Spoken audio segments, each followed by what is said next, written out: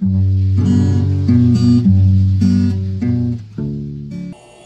Bible study, matag Huwebes kini siya alas 7 ngadto sa alas 8 sa gabi. Sa pagsugod, magabasa ako diri sa Hebreanon 4 versikulo 12 ngadto sa 13 nga nag-ingon, kay ang pulong sa Dios buhi og nagalihok nga gamhanan, labi pang mahait kaysa espada nga nagsulab, ug modulot ngadto sa gitaguan sa kalag ug espiritu, sa mga lutahan o sa mga kauyukan, ug mutugkad sa mga hunahuna ug katuyuan sa kasing-kasing. Ug sa pananaw sa Dios walay binuhat nga natago, hinunua ang tanang butang, binuksan ug dayag sa mga mata niya, kay kinsa magahatag raw niya kitang husay. Magampo ta. Amahan na mo nga Dios nini nga kagabhion, usa ka dako namo nga pagpasalamat nga din ikaw nagalugway pa sa among mga kinabuhi, aron nga kami makabuhat pa sa mga buluhaton nga angay nimo ipabuhat nga ni kanamo. Salamat bisaman sa padayon sa pagtuon sa imong pulong, tabangi imong alagad, tabangi imong mga kanakan, nga din magmakanunayon nga magatuon sa imong pulong. Akong ginatugyan kining tanan, ginapasalamatan nga madawat, pinagi lamang sa pangalan ni Kristo Jesus. Amen. Okay, mayong gabi iday kay Iksong Sheila Hardy o bisaman kay Jim Hardy, no? Kaya sa mungkayo man siguro kana, no? Mayong gabi. Okay, padayon kita sa ato ang pagtuon karon, niya pa kita sa Occupation with Christ. Ug na kita sa number 10. Apa natong i-review makadyot ang number 9, the attainment of occupation with Christ is the ultimate. Mao gining pinaka-ultimatum sa kinabuhi sa usa ka Kristohanon nga dapat gyud maabot kita dinhing level sa ato ang espirituhanon nga pagtubo. Ug mao kining gitawag nato occupation with Christ. So the attainment of occupation with Christ is the ultimate. Mao gining ultimatum nga pangandoy o dapat makabot sa usa ka magtotoo nga maabot kita ni ining nga level nga din ma-occupy kita with the Lord Jesus Christ. Mausap kining sulat sa episode 3:17 ug bisaman sa 19, the fullness of Christ, no? The fullness of God. And then so that Christ may be at home in your right lobe through doctrine. So mao gina si Kristo Jesus mahimong at home diri sa ato ang huna-huna. Ang atong huna-huna mao kini siyang right lobe of the soul, no? And then mahimo kitang relax ug mahimo gid kita nga gitawag nato mahigala ngadto kang Kristo Jesus. So when you have been rooted and established in love, that means personal love for the Lord Jesus Christ.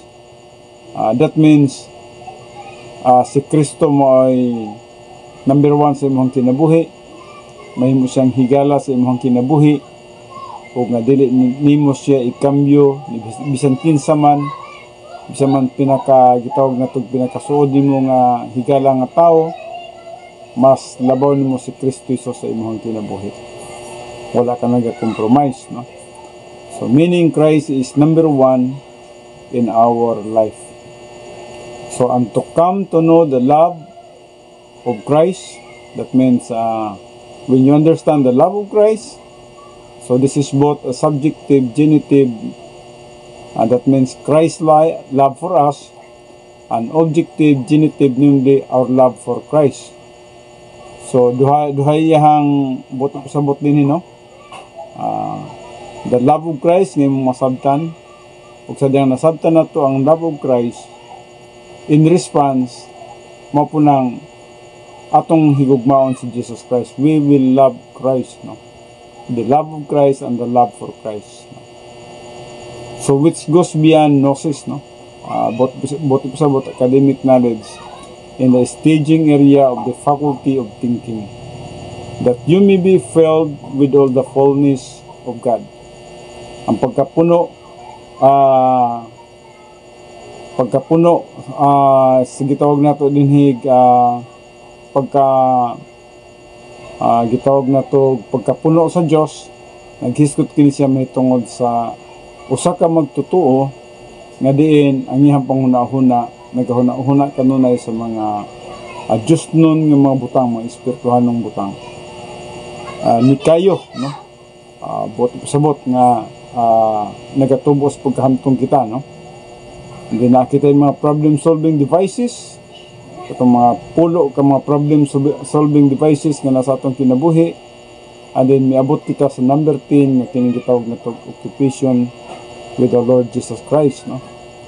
So the priority number 1 and the priority solution sa atong mga kinabuhi nga adunay mga pagsulay o bisa man ay mga adversities, na mga problems, na pressures sa atong kinabuhi. And in spite of that pressures, adversity, natay capacity for happiness and prosperity when it comes, no? So natay tinuod sa gihapon nga kalipay in spite of the adversity. So dinhi atong makita nga tungod kay nakagamot ang atong tinuod nga paghigugma kang Kristo Jesus, that means si Jesus Christ mo gi number 1 sa atong kinabuhi, ug tungod niya na atong nakita nga dili gid nato pasagdan o pagabiyaan siya, kundi kanunay gyud nato nga prioritize siya sa daw-adlaw nato nga pagkinabuhi. So wala kita nagakompromise. Every time nga makita nato nga usa ka butang nga supak sa kabubuton sa Dios, wala kita nagabuhat ni ana. Ug kung nakita nato nga kanang butang nga uyon sa kabubuton sa Dios, ginabuhat nato kana siya. So buti pa sabot nga nagasunod kita ug unsa man ang mga butang dapat nga atong mahimo alang lamang sa kahimayaan sa atong buhi ng Dios. So mo kining number 9, and then karon dagan na ta diri sa number 10, no? Now mo gini ang atoang bersikulo sa gitawag na tong occupation with Christ. Sa 1 Pedro 1 Peter 1 verse 8 nagaingon dinhi, bisan tuod kamo wala makakita kaniya, kamo nahigugma kaniya, ug bisan pa nga karon dili kamo makakita kaniya, kamo nagasalig kaniya ug nagakalipay sa labihan gayod niya nang dili ikaasoy kalipay ug puno sa himaya. So mao kining kalipay nga dili gid mabayran sa mga butang nga kalibutanon. Ang kalipay nga imong naangkon diha sa imong personal nga relasyon kang Kristo Jesus. Mao kining kalipay nga atong naangkon diha sa ato ang gitawag na to pagpakiguban, no? Pagpakig fellowship kauban ni Kristo Jesus. So tungod kay aduna kitay fellowship with the Lord Jesus Christ, now ma-experience na to ang tinuod gid nga kalipay. Kaya wala may laing makahatag og tinuod nga kalipay gawas sa Dios lamang.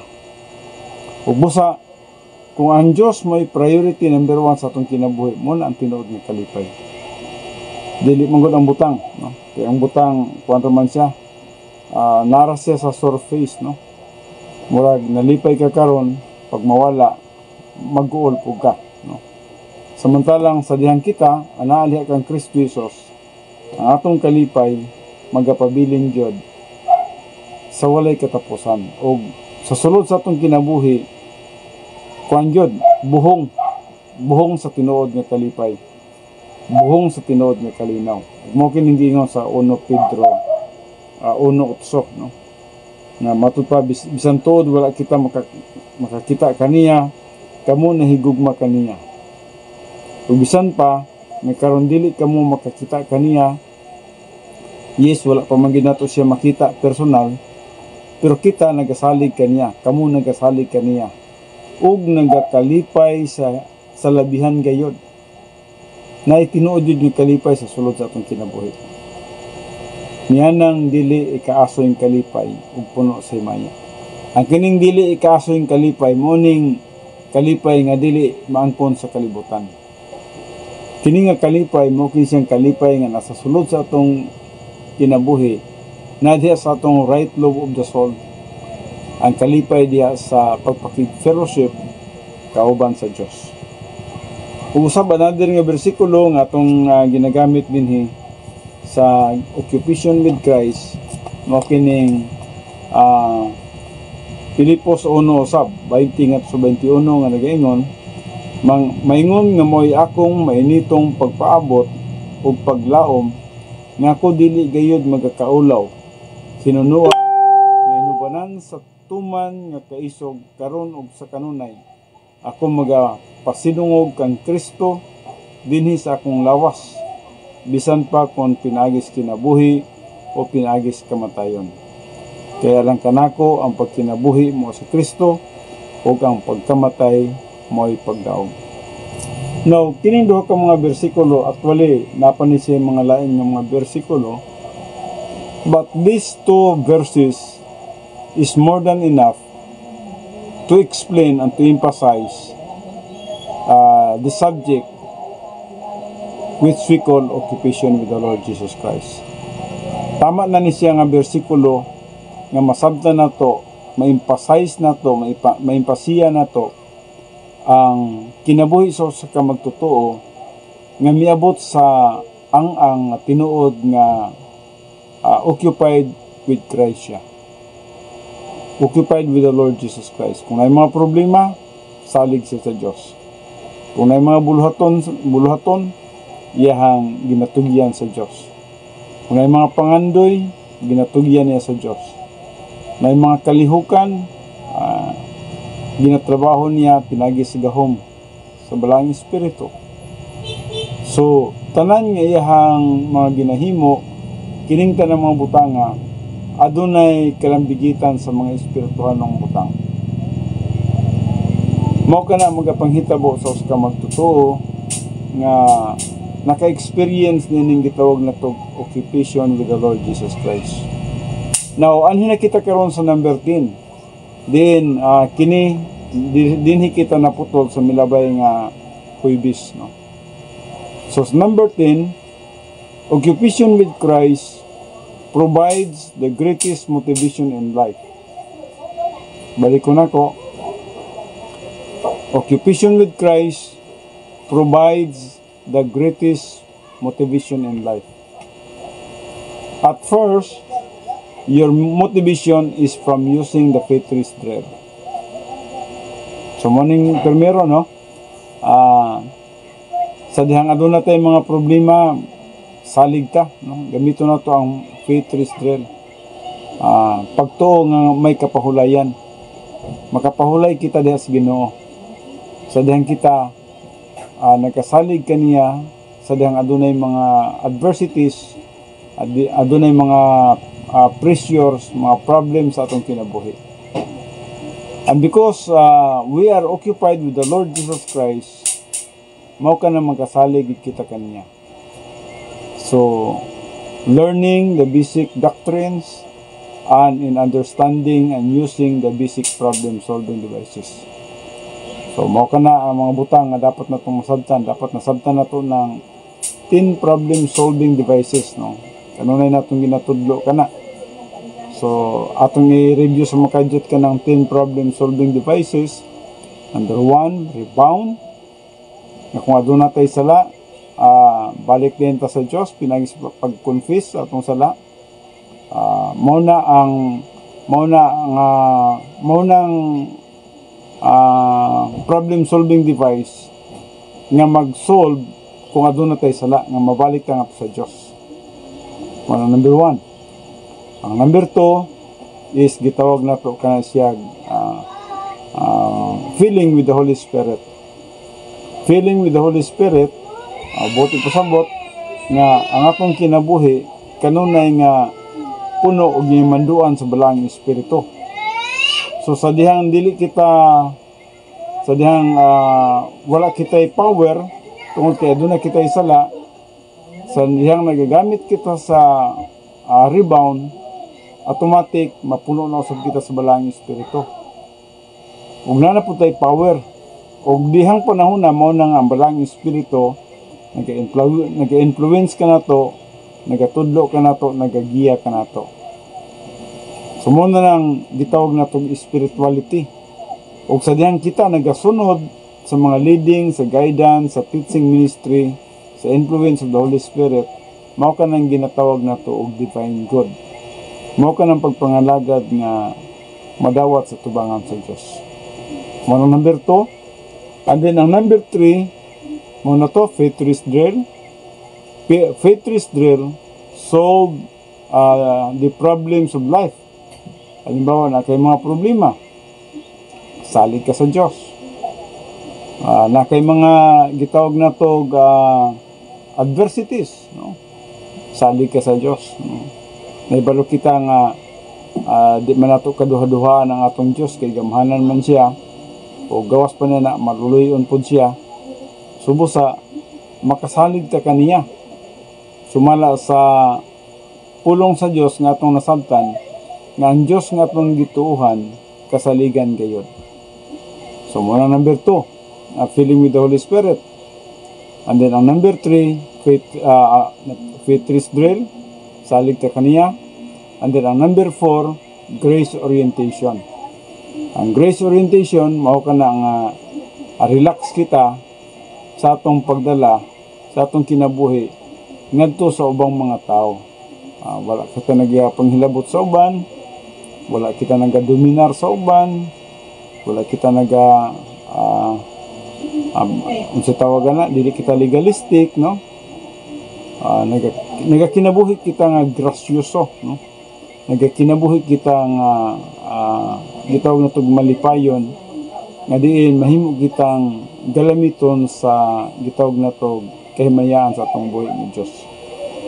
Mao nang ikatulog, grace orientation, no? Grace oriented person.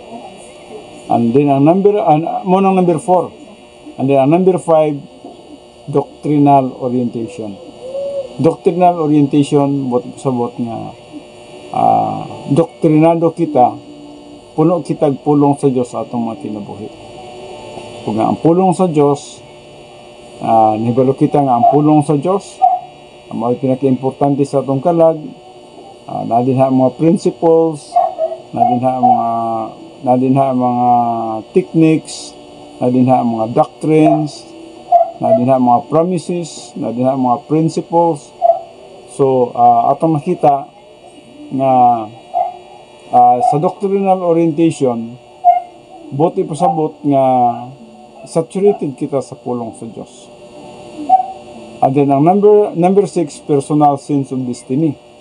Ang personal sense of destiny naghisgot mi tungod sa atong kinabuhi nga well assured kita nga someday, yes, we will be with the Lord forever. Kauban gina atong Ginoo sa walay katapusan sa umalabot. Ug nga ang atong destiny is really heaven. Ang atong destiny is really ngadto sa eternal state. So number 7 is personal love for God.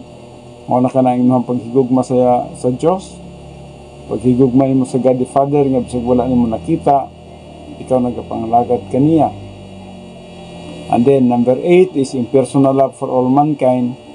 Resulta sa imong paghigugma sa Dios, mao kana ang resulta niya na sa imong paghigugma sa Dios, mao na nga mohigugma ka sa imong isig ka tawo.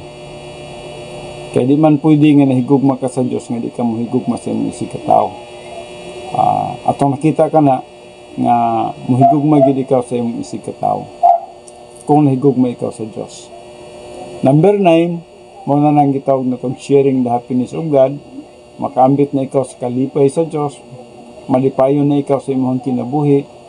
Ang kalipay nimo dili na piki nga kalinaw, ang kalinaw nimo dili na kalinaw nga kalibutanon, kundi kalinaw na nga kalinaw ug kalipay na nga iya sa Dios.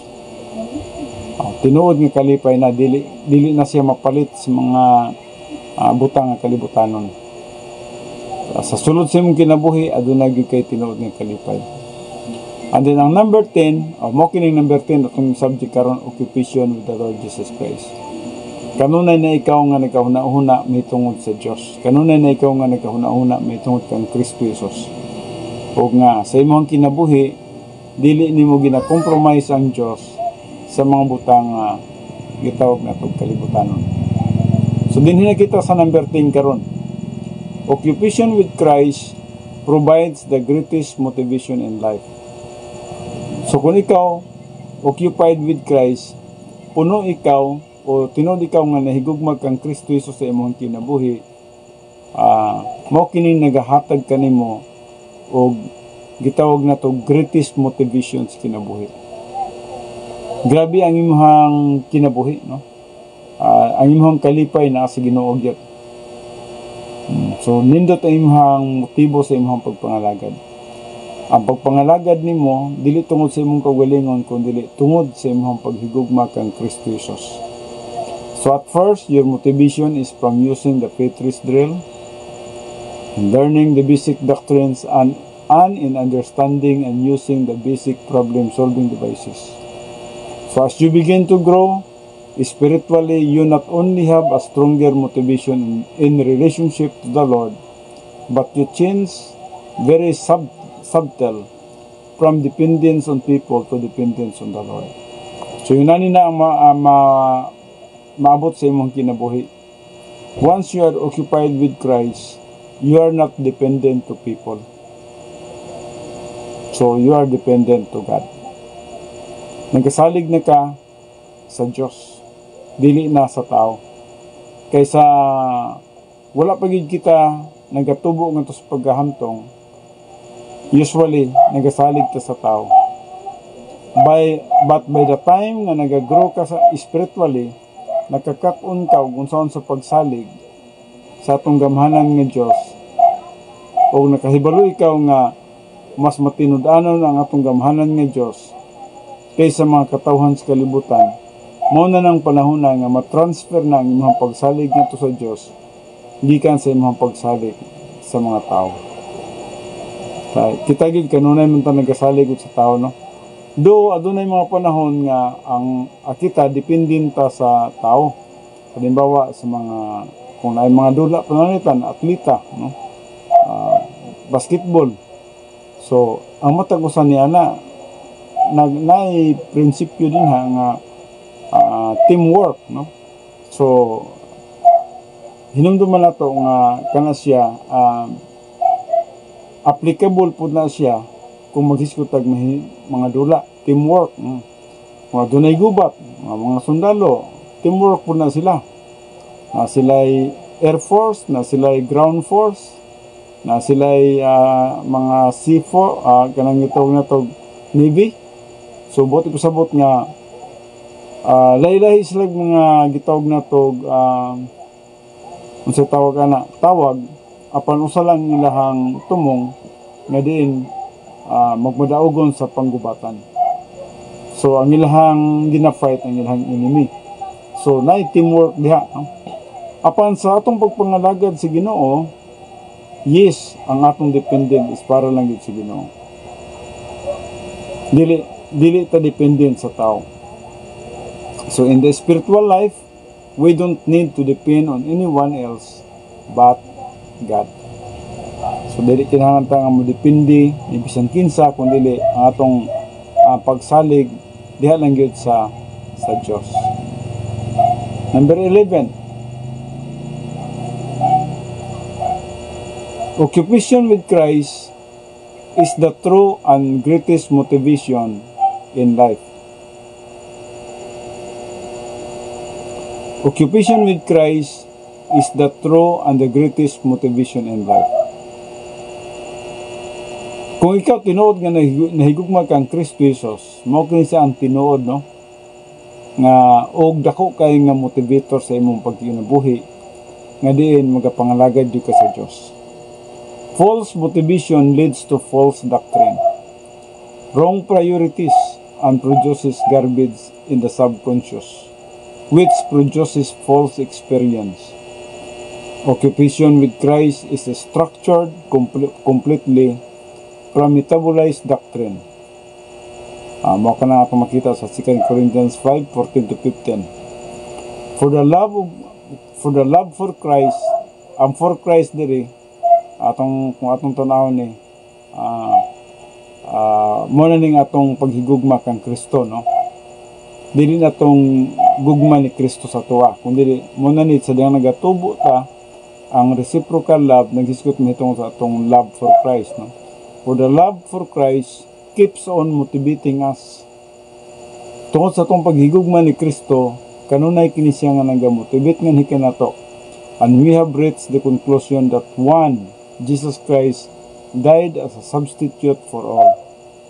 Kanunay na itong nahinumduman ka na siya nga, yes, si Jesus Christ, gihatag niya ang iyang kinabuhi alang kanatong tanan as a substitute for all. Therefore, all members of the human race have died real spiritual death at birth. Yes, sa dihang natao ta, we are spiritually patay. Apan diha kang Kristo Jesus nangabuhi usab kita. Verse 15, furthermore, He, Jesus Christ, died as a substitute for all, and that means unlimited atonement. Tanan gyud iyang pakamatyan ito sa cross. In order that those who live, that means believers, live in the protocol plan, should not no longer live for themselves, but for Him who died and was resurrected. So, mo ka nang magkinabuhi na kita, alang kaniya, nga namatay, o nabanhaw. Now, anhikitas number 12. Occupation with Christ eliminates the human viewpoint of life. Kung kita nahigugma kang Kristo Jesus, mao ka na siya ang magpalayo ka nato ngadto sa paghuna-huna ng kalibutanon. Mga human viewpoint. Human viewpoint makes you miserable, and so you argue with others. Maning kasagaran, no? Human viewpoint makes you miserable, and so you argue with others. Kining pagpakiglan tugi ngadto sa uban. So about everything in life, no? So human viewpoint holds an opinion about everything in life and is intolerant of anyone else's opinion. Balik ko na ko, human viewpoint holds an opinion about everything in life and is intolerant of anyone else's opinion. Murag di kita makadawat sa opinion sa uban. Then you cannot hold opinions to the point of agitation and execute God's plan for your life. The other side of the coin is to complain about everything. Occupation with Christ eliminates all human viewpoint. Occupation with Christ is the ultimate motivator in life. Now, number 13. The higher motivation in life,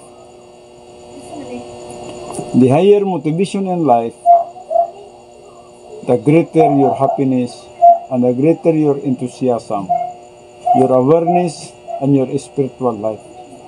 So, kung taas ang imong motivation sa imong kinabuhi tungkol sa imong paghigugma sa Dios, motivated jud ka nga magkapangalagad kaniya, so the greater your happiness. Munang ang imong kalipay usab dako. Ang kalipay mong gud nimo dili dependent sa mga butang sa kalibutan. Ang imong kalipay dili dependent sa tao.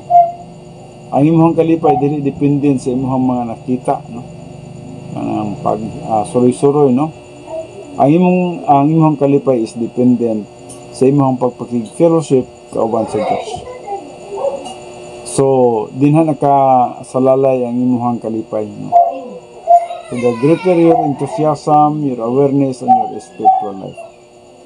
The greater your motivation, the greater your perspective of reality, and the greater your divine viewpoint.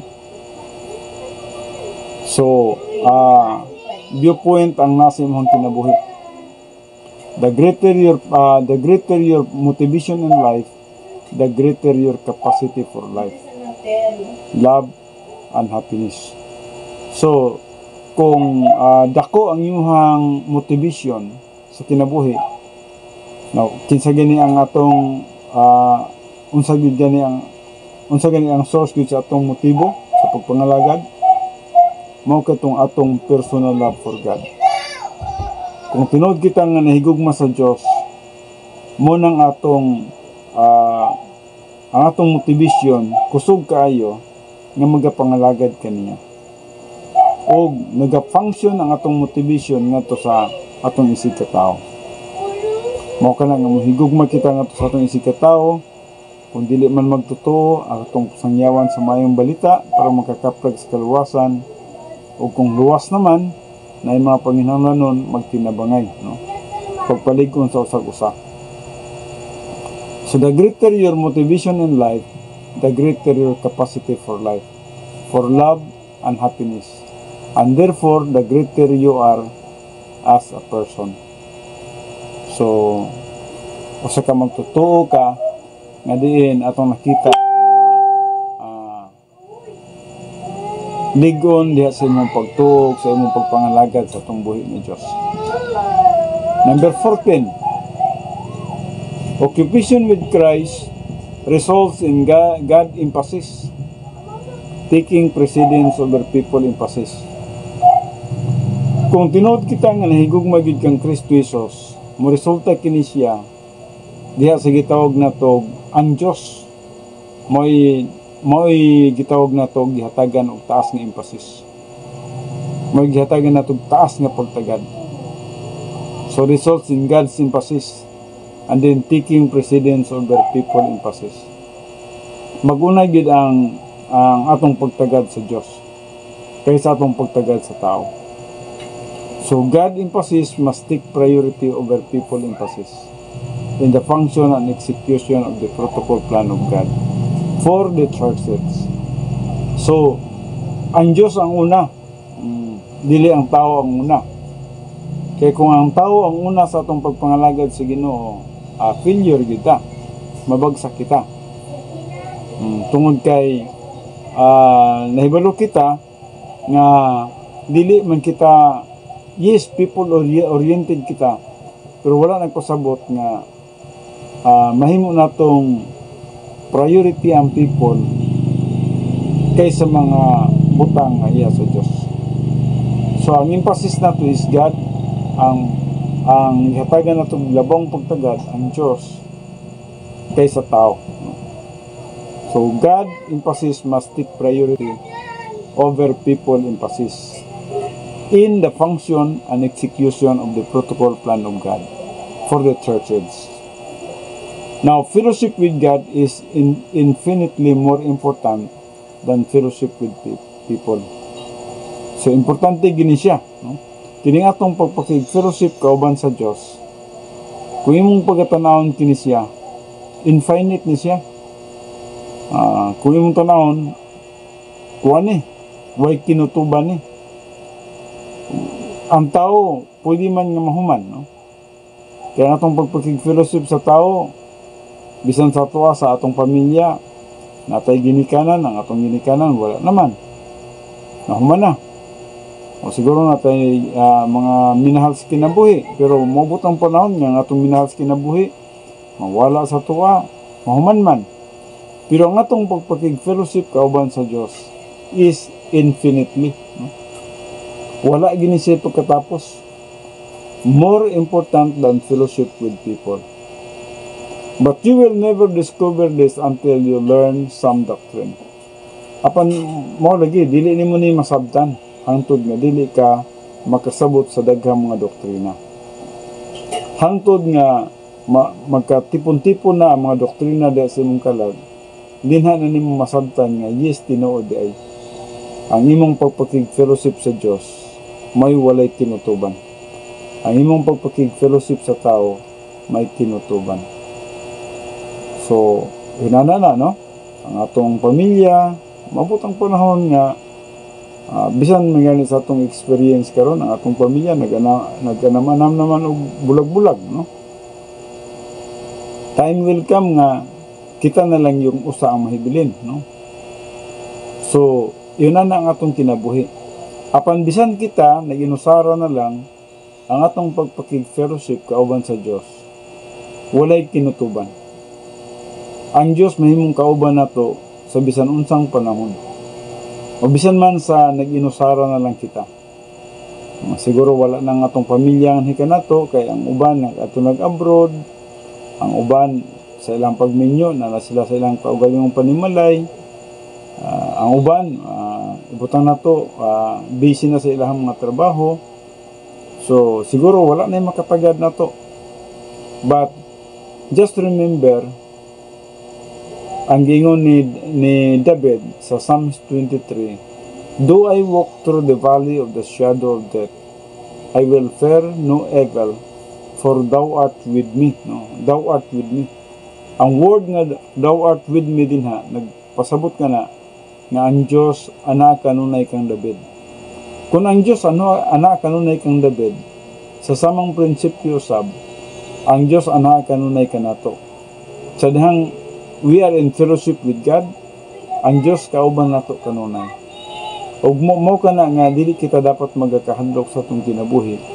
Tungod kay kauban nato ang Diyos sa atong journey, sa atong pagkinabuhi. Wala gyud siya mobiya nga ni kanato. Nay panahon nga kita nagpalayo kaniya, pero siya wala gyud nagabiya nga ni kanato.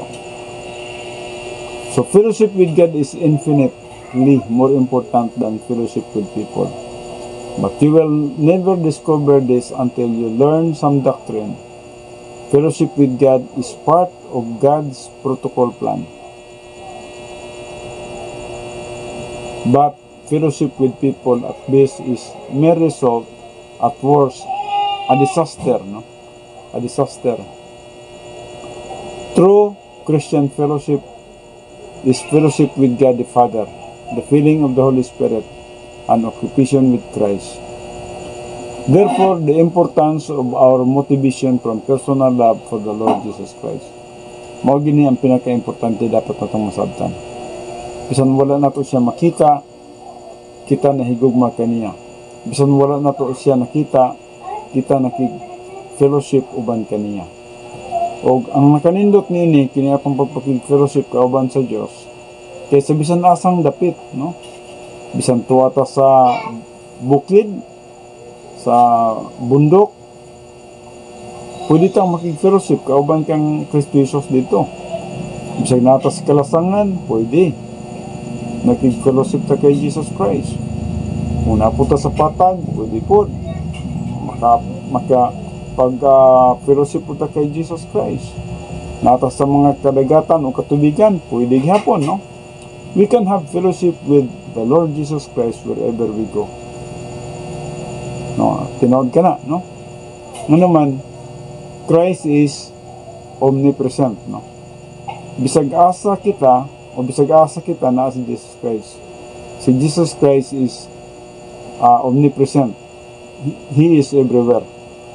So you are living for Christ, and you are happier than you ever were when you live for yourself. So mo ka na ang atong kinabuhi, mas malipayon kita. Nga naman, kung nagkinabuhi kita nga kinaugalingon, wag kita kalipay din ha. Pero kung kinabuhi kita kauban sa Dios, nan mo ka na ang tinuod nga kinabuhi nga adunay kalipay. Tiyanhin kita sa number 16. Number 16. Believers after salvation must develop a love for Christ. Believers after salvation must develop a love for Christ. So, ang usa ka magtotoo kung maluwas na gani siya, dapat i-develop gud niya ang iyang paghigugma kang Kristo Jesus. Based on cognizance, as unbelievers, we were ignorant of Jesus Christ and did not love Him. Yes, sa dili pa kita magtotoo, ignorante pa ta na, no? Wa pa ta makaila kaniya, wa pa ta mo dawat kaniya, wa pa ta mo tuok kaniya. Of course, wala pa ta mahigugma kaniya. But we use His name in profanity. Usay gigamit nato siya ang iyang mga pangalan, or usay gigamit nato siya sa blasphemy, or in erroneous concept. Sometimes gigamit nato siya sa dili insakto nga panghuna-huna. Therefore, we knew Him only from a human viewpoint. But now, with cognitive self-confidence and spiritual self-esteem, cognitive independence and spiritual autonomy, and cognitive invincibility in spiritual maturity. We no longer regard Christ from the human viewpoint of ignorance and non-love. So, sadang masabtan na ginato si Kristo Jesus, magtubo gid ang atong paghigugma kaniya. Yes, na nakailan na kita kaniya from the human viewpoint, no? Now, we cognitive self-confidence, na nakita is self-confidence. So, in spiritual self-esteem, no? Natay cognitive independence, in spiritual autonomy, makabarog na kita nga kita lang. Sadyang kita mahigugma kang Kristo Jesus.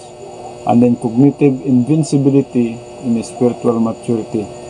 Yes, sadyang nagahamtong kita, nakahibalo na kita sa mga butang, ang bisan man dili makita, and then sa gihapon kita nagatuo o nagasalig sa mga promises sa Diyos ngayang gihatag ng hikanato.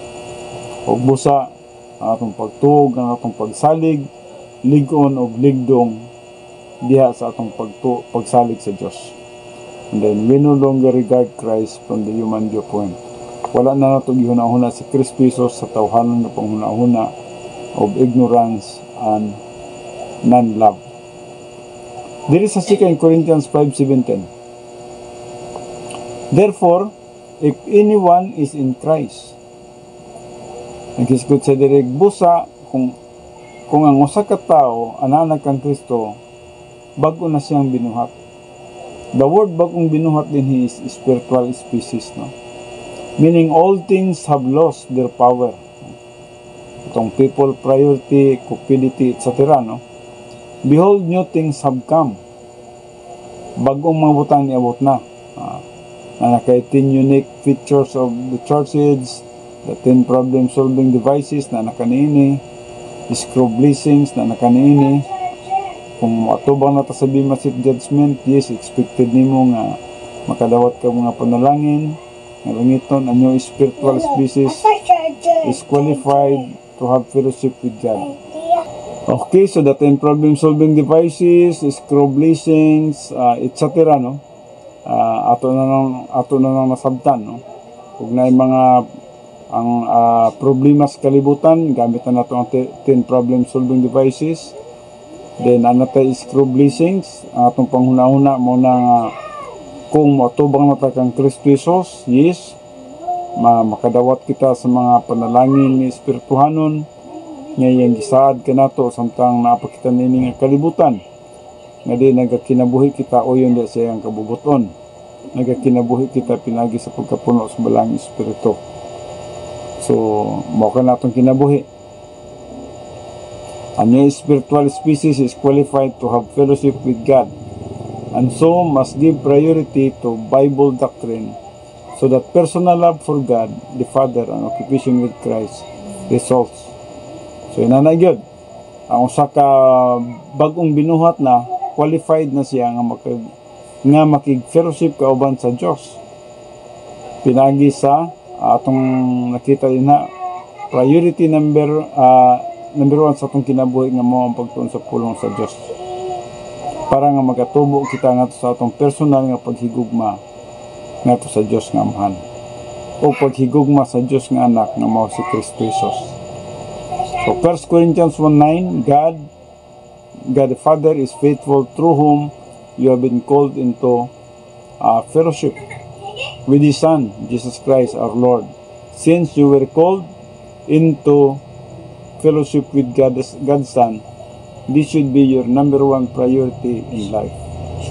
But this priority cannot be fulfilled without making Bible doctrine the number 1 priority from the start of your spiritual life. So, dinhi kita karon sa kining mga gitawag na to, no need for occupation with Christ. So number 1, very few people, including Christians, are loved the way they want to be loved or treated the way they want to be treated. So na yung mga tao nga na gusto nila nga higugmaon sila, sama po silang paghigugma nga sa uban, no? So this comes from unrealistic expectations. Without Bible doctrine and the problem-solving devices, it is inevitable that this will result in terrible frustration and great instability. Kung yunani gani ang kahintang sa usa ka magtotoo, magiging frustrated siya. Ang resulta gyud terrible frustration and great instability. Ang buot pasabot nga ang usa ka magtotoo, yes, kung magtotoo man siya, ang iyang diskutan din few people or including Christians, kung nagunahon na siya niya nga mahigugma siya sa tao, kung ang tao na higugma kaniya apeting lisura na, kaya namang yung mga tao nga dili mahigugma na to, so magiging frustrated ta. Di kinahanglan dili ta magatanaw sa tao ug unsa man ang iyang reaction nga kanato, either higugmaon ta niya or we are hated.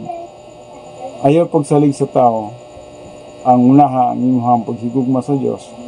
Kaya bisa man niya na makakapon ka sa paghigugma sa usa ka tawo nga dili ang ngayan nga higugmaon. Number 2, because people are not treated or loved the way they want to be treated and loved by other people. Ngano daw? Tungod kay ang tao are not treated or loved the way they want to be treated. Yes, tinod na. Ang tao wala sila gi-treat nga gihigugma the way they want to be treated and loved by other people. Di gina mahitabo. Dili ka dapat mag-expect nga na. So they develop ingrained frustration. So unsa mahitabo sila magiging frustrated lang sila. Ngano man, ang imong expectation sa usa ka tawo nga higugmaon ka, dili di ay. Ang imong expectation sa usa ka tawo nga magbuhat og maayo sa imuha, dili di ay. Ang imong expectation sa usa ka tawo nga mag-perform siya og nindot nga mga gitawag works, pero dili di ay, no? So magiging frustrated ka gyud. Bisa man sa imong opisina, kung magtrabaho kag opisina, anya na ukahan na kay mga tauhan, nag-expect kasi imong mga tauhan nga mag-perform sila maayo, kunya dili day ka perform, ma-frustrated ka. So dili ta dapat mag-expect niya na, no? Kay ang tao lahi-lahi gyud ang tao. Dili gyud nato ma-expect nga ang kanang tauhan na maghatag ka nato og pabor o kalipay. Pwede nga iyang maihatag ka nato is dili maayo, pero bisa man sa tuwa sa gihapon magkinabuhi gihapon ta nga magmalipayon. So in a church, this frustration leads to a false move to another church based on a false application. So this frustration is based on their emphasizing fellowship with people over fellowship with God. Such people never stop searching. They're always looking for that one in individual or group or job or social life or church where they will be treated the way they want to be treated. So number 3, the doctrine of occupation. The doctrine of occupation with Christ addresses this problem of people emphasis over God emphasis. So kining doktrina sa gitawag na to occupation with Christ, mo ni siya ang musulbad sa problema sa gitawag na to nga people emphasis over God emphasis. So kung kita mas taas na itong pagtagad ang tao o people emphasis, so frustrated ta. Pero kung nasabta na to ang doktrina sa occupation with Christ, masulbad na to ng problema kining people emphasis. Kaya nga naman, masapawan kini siya o God emphasis. So it makes the necessary correction of priorities in the Christian way of life. So, occupation with Christ is the only way a believer can handle the problem of marriage, romance, friendship, business, profession or job, and the problems of constantly bumping into people in these various situations, since God emphasis provides the capacity for interactions with people. Number 4, from the sharing happiness of God and occupation with Christ, you learn to avoid the 3 great hazards in the Christian life caused by unrealistic expectations. Eyes or focus on self, eyes or focus on others, and finally eyes or focus on things. Occupation with Christ provides a new focus in life, away from eyes on self, on people, and on things. Mano usay ang problema na to. Kaya wala kita nakafocus kang Christ. Nakafocus kita sa mga tao, nakafocus kita sa mga butang sa kalibutan, nakafocus kita bisa man sa mga circumstances in life, no?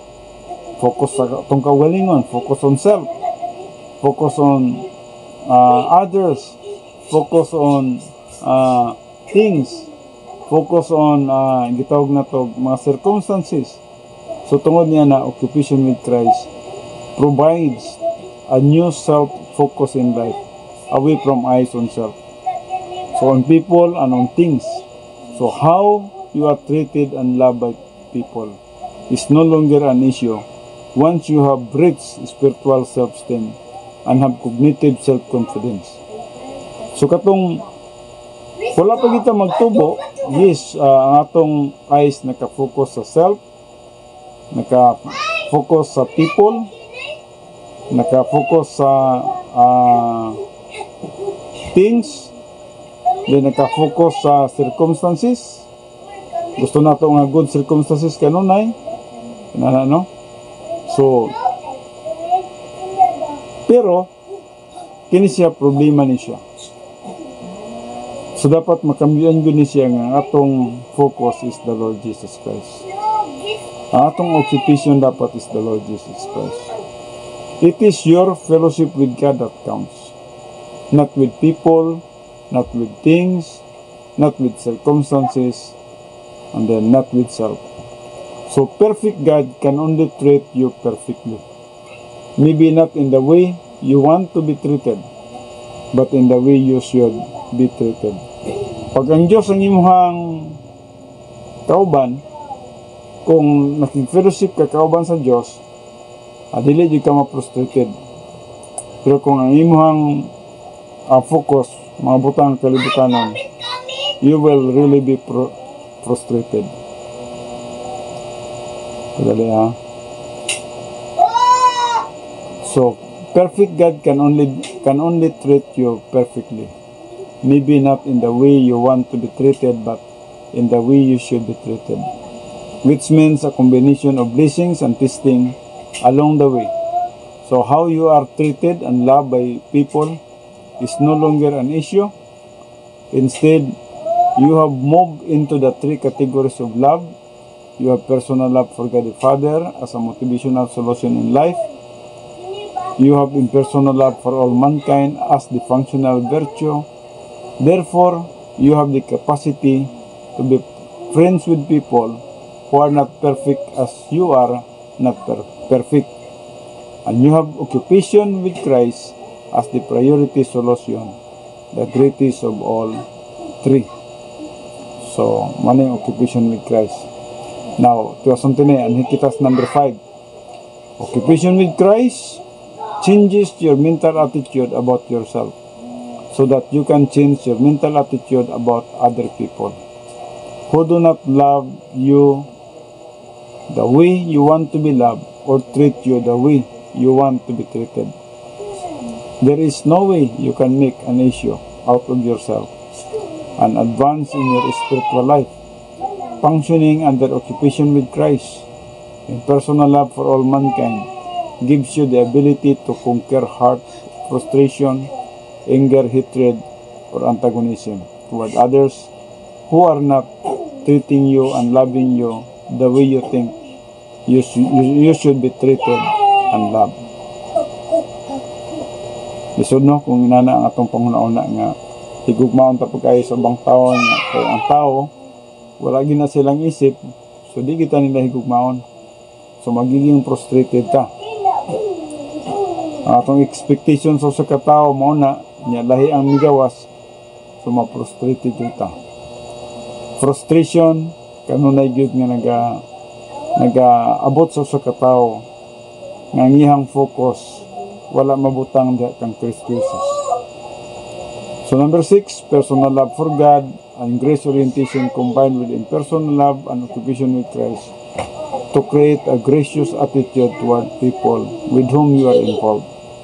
So mo gini, kung nahigugma ta sa Dios and then grace oriented ta combined with impersonal love for all mankind and occupation with Christ, ang mahitabo nini, it will create a gracious attitude toward other people with whom you are involved, with the friends or strangers, husband or wife, no?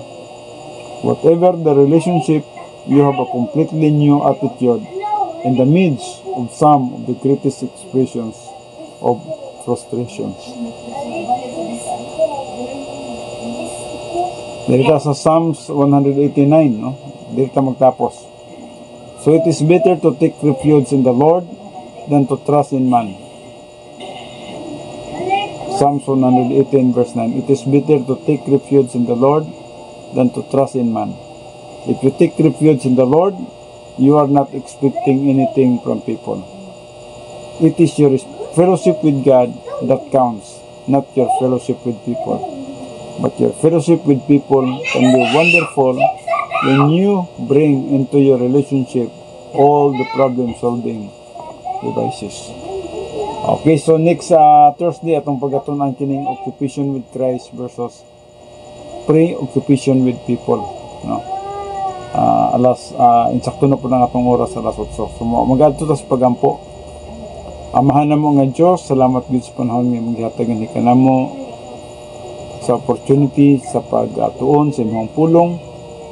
Bisan man pipila lamang kami, Father God, yes, dili kami number oriented, kundi na kami, Father God, God oriented kami.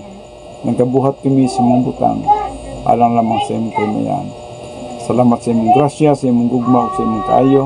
Tabangi kami, nga magpadayon kami, nga magkinabuhi o yun sa imong kabubuton. Ginauli na mo, tanang pagpasalamat, pagdaig, paghimaya, diya lamang sa pangalan ni Kristo Jesus. Amen.